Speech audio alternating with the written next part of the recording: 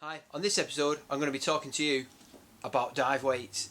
In getting this configuration right, not only will you be able to stay under the water longer because you use less of your gas to maintain your buoyancy, but you'll look cooler, you'll be the envy of all your mates, and you'll probably end up using less weight overall, so you'll be more comfortable in the water.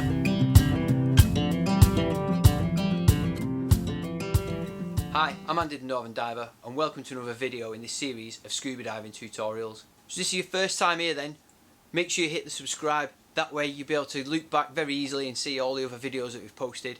If you hit the bell icon at the side of it, you'll be informed every time we post a new video, so you won't miss out. But if you haven't got a YouTube account, you can't do that, so I've posted a link just up here which will help you set up your own account.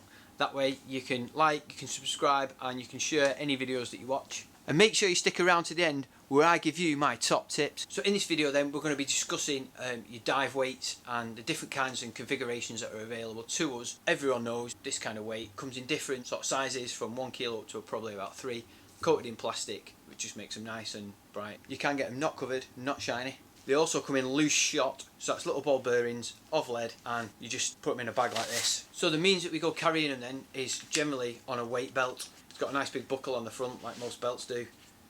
Nice positive snap there, and it doesn't move. That's the first thing you need to do, is test that when you pull it, it doesn't come undone. Because some of them, the buckle's not so good, so it starts coming undone, which is what you don't want. Other types of weight belt available then are ones with pockets on. This one's from Northern Diver. This has got 4 on because I'm only a little lad. If you're quite a big lad, you can get one with 6 on. So the normal belt then is absolutely perfect for carrying this kind of weight. But what it's not comfortable with is carrying loose shot. So what we need is this kind of pouch belt, so you can just open up these pockets and stuff the bag of shot in there and it'll stay in. Problems a lot of people find when they're using a weight belt, they'll put heavy weights on, so 2 or 3 kilograms, they'll thread that on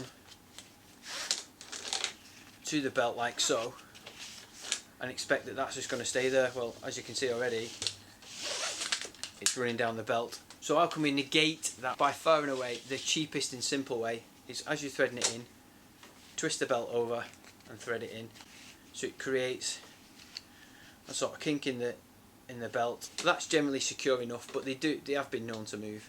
So another option is to use one of these little clips, a couple of quid from the dive centre. After you first threaded your belt through the weight, there's a little row of teeth that goes onto the belt, and then as you thread that back through the weight, it's held nice and securely in place, and that's not going anywhere. You can tug on that, you could probably dangle a car off that and it wouldn't move. So that for me is probably your best option at having your normal free weights on a weight belt. Now in the weight pouch, that'll take your normal free weight quite happily, that'll sit in there, and the reach quite easy to just go in and swap. So if you're doing a weight check and you realise you need to take a kilo out, you can just open it and take a kilo out. Or if you've got 3 kilos of shot, you can stuff that in that pouch. Probably a bit hard for this pouch, but it'll work. so the kind of kit configuration we wear is what's called a wing and harness and back plate setup. It's very similar to a BCD in its makeup, but it's just designed to be better in the water. So what we can have is what's known as a plate weight. It looks like a bar of gold, but it's made of lead. It's got these little loops on either end. Where these butterfly nuts are, or wing nuts are, you just undo them and that bolts in onto the plate, and that forms your integrated weight. What's good about a plate is the plate normally weighs about 2 kilos and this weighs another 2.6, so altogether I'm almost carrying about 5 kilos of weight in my BCD, and it's very simple. So that's probably an idea. If you want to know more about wings and BCDs, I'll put a little link up here.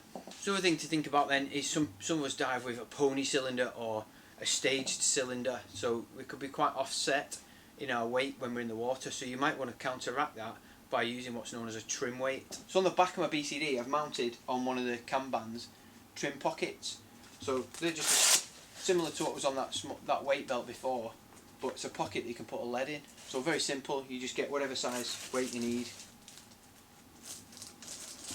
pop it in the pocket and do the velcro strap up. So not only does that counteract what cylinder or whatever you might have on the other side, but can it help bring you down from a seahorse position into more of a flat, sort of prone and streamlined position, so that these are always a good way to do that if that's what you need to do. By all means have a look at what other options are out there, but this is obviously what I think is better for you, so treat yourself. But let me know at the bottom if you've got any different sort of takes on what kit configurations you use for your weighting. Things to be thinking about would be, generally speaking, start off with 10% of your body weight. So I'm about 70 kilos, so you generally start off with about 7 kilos of weight on top of your kit to try and maintain your buoyancy. It might be more, I might need 10, or I might need less, I might need 5. It's all about practice and trying to get the best from that practice. Top tip on lead then, or on your weights, is a lot of people have on these BCDs now these integrated weight pockets that you can quick release. I'd suggest you only put 1 or 2 kilos in either side, absolute maximum. Don't put all your weight in there so you've got 15 kilos on each side, because they're prone to falling out. So if you just got 1 or 2 kilos and one of them falls out, it's not going to be that detrimental to your dive. So you could just effectively nip to the bottom, pick up quite a decent rock, fill your pockets full of rocks, and that would counteract that weight should you lose it. Certainly the rest and the majority of your weight should either be tied up somewhere it's not going to go, so on a harness or within your BCD or on a weight belt. That makes it a lot safer for you should you lose 1 or 2 kilos. So be sure to watch the rest of this series then, so you can catch up on all things scuba, the link for which is above here. Thanks for watching, see you on the next one. See you on Insta.